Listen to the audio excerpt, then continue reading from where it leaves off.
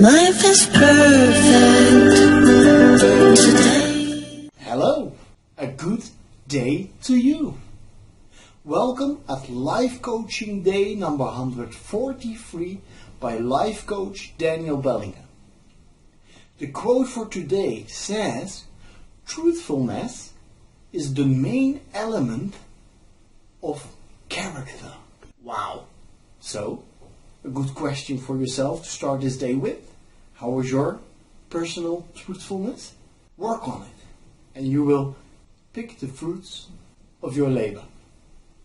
Hey, bedankt voor het kijken. Weer naar deze nieuwe live coaching dag nummer 143. Ik wil je bedanken voor het kijken.